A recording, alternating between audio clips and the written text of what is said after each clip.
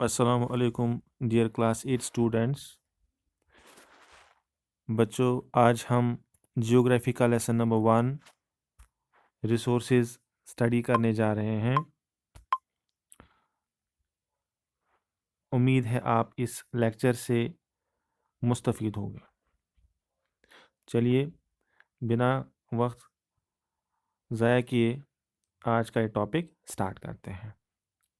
बच्चों, आपने अपने आसपास, अपनी सराउंडिंग्स में, अपने घरों के आसपास, अपनी लोकेलिटी में जहां आप रहते हैं और नेबरहुड में बहुत सारे रिसोर्सेज, वसाइल देखे होंगे। जैसे हमारे आसपास पेड़ पौधे हैं, कुछ जानवर हम देखते हैं अपने आसपास, और बहुत सारी बिल्डिंग्स भी हम देखते हैं, और बहुत सारी और भी चीज़ें हैं जिनको हम रिसोर्सेज की कैटेगरी में रख सकते हैं।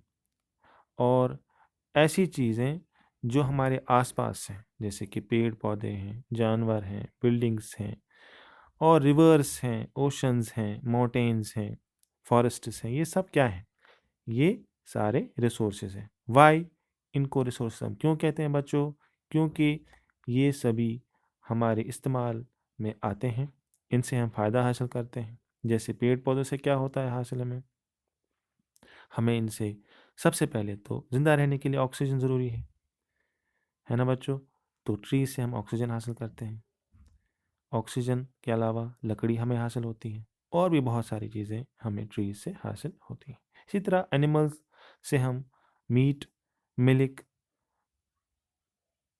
और भी बहुत सारे इस्तेमाल की चीज़ें हमें हासिल होती हैं। बिल्डिंग्स अक्सर हम देखते हैं, हम अलग अलग बिल्डिंग्स बनाते हैं अलग अलग मकासद के लिए। जैसे स्कूल्स की बिल्डिंग्स, स्कूल बिल्डिंग्स बनाई जाती हैं, स्कूल बिल्डिंग्स होती हैं, वहाँ हम पढ़ाई करते हैं। ऑफिसेज होते हैं, वहाँ डिफरेंट डिफरेंट ऑफिसेज होते हैं, वहाँ हम काम करते हैं। घर हम बनाते हैं, वो भी एक बिल्डिंग है, वहाँ हम रहते हैं। तो ये सारे क्या है बच्चों? ये रिसोर्स है। अब हम जानते हैं कि रिसोर्स किसे कह सकते हैं, किस सबस्टेंस को, किस चीज़ को हम रिसोर्स कह सकते हैं। बच्चों, कोई भी ऐसी चीज़ जिसमें एबिलिटी हो, ये खासियत हो कि वो सेटिस्फाई कर सके हमारी नीड्स को, हमारी ज़रूरियात को पूरा कर सके, उस चीज़ को हम रिसोर्स कहते हैं। यानी सिर्फ और सिर्फ उन्हीं चीज़ों को हम रिसोर्स कह सकते हैं जो ह्यूमन बींग्स के लिए यूज़फुल हैं, जो इंसानों के लिए कारआमद हैं। जो इंसानों के लिए चीज़ें यूज़फुल हैं, उन्हीं चीज़ों को हम रिसोर्स कह सकते हैं। ठीक बच्चों, आगे हम बढ़ते हैं। जो चीज़ें वैल्यू रखती हैं, वर्थ जिनका है, मोल जिनका हो, जिनका कुछ वैल्यू हो, वर्थ हो, हमारे लिए कारआमद हो, वही रिसोर्स कहलाते हैं।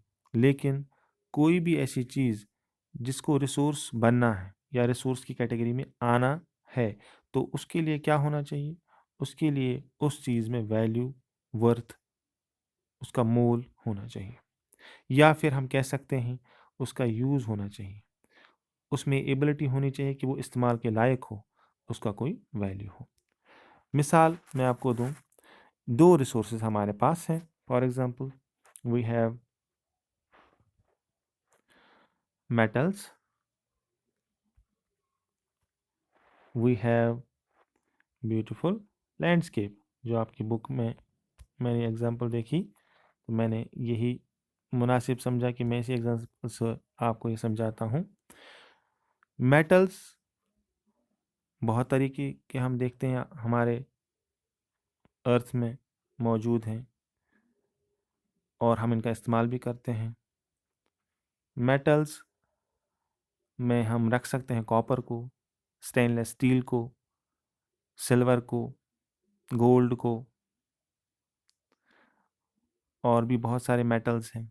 आयरन को, इसको भी हम रख सकते हैं मेटल में।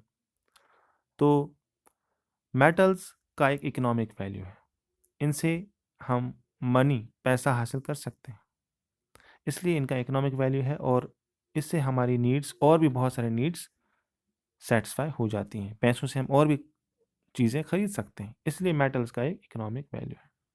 लेकिन क्या ब्यूटीफुल लैंडस्केप का इकोनॉमिक वैल्यू है? नहीं। ब्यूटीफुल लैंडस्केप से हम सिर्फ खुशी, जॉय और पीस, सुकून हासिल कर सकते हैं।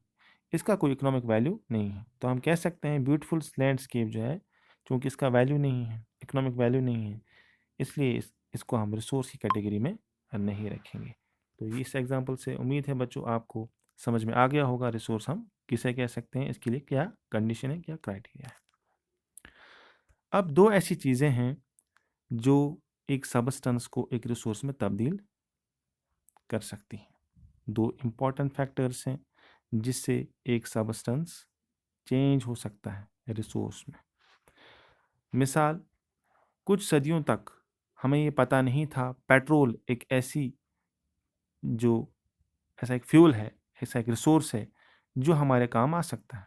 लेकिन वक्त गुजरने के साथ साथ जब हमारे पास different kinds of means of transport आए, तब हमें पता चला कि एक ऐसा फ्यूल है जिससे गाड़ियाँ चल सकती हैं, हम गाड़ियों को रन कर सकते हैं पेट्रोल की मदद से। तो इस तरह से ये रिसोर्स बना, यानी इसमें टाइम लगा और साथ ही साथ इसमें टेक्नोलॉजी भी लगी जिसने हमें मदद किया टैप करने के लिए पेट्रोल को, कि हम इसको निकाल पाए। पेट्रोल कहाँ से निकाला जाता है बच्चों? ये कभी कभी ज़मीन के नीचे से भी मिल सकता है और अक्सर ये सी बेड्स में देखा जाता है। कहाँ देखा जाता है बच्चों? सी बेड्स में, यानी कि जो सतह होती है, जहाँ से ज़मीन की सतह शुरू होती है समुद्र के नीचे, उसे सी बेड कहते हैं। तो वहाँ से पेट्रोल हासिल किया जाता है और पेट्रोल एक रिसोर्स है, लेकिन इसको बनने में टाइम और टेक्नोलॉजी दोनों की ज़रूरत हमें पड़ी। तो इस तरह हम कह सकते हैं कि कोई भी सबस्टेंस अगर इसको रिसोर्स बनना है तो इसमें दो फैक्टर्स रिस्पॉन्सिबल होते हैं जिससे एक सबस्टेंस, एक चीज़ रिसोर्स बन सकती है, वो है टाइम एंड टेक्नोलॉजी। उम्मीद है इस एग्जाम्पल से आप समझ गए होंगे बच्चों। चलिए आगे बढ़ते हैं। क्या इंसान यानी हम पीपल रिसोर्स हैं? हाँ, इंसान भी एक इम्पॉर्टेंट रिसोर्स है, क्योंकि ये इंसान के आइडियाज़ हैं, नॉलेज है और उसके कुछ इन्वेंशंस हैं जिसकी वजह से बहुत सारे और भी रिसोर्सेज हम क्रिएट कर पाए। इंसान ने अपने आइडियाज़ को यूज़ किया, अपने नॉलेज को यूज़ किया, कुछ इन्वेंशंस की जिनसे और ज़्यादा रिसोर्सेज बन गए।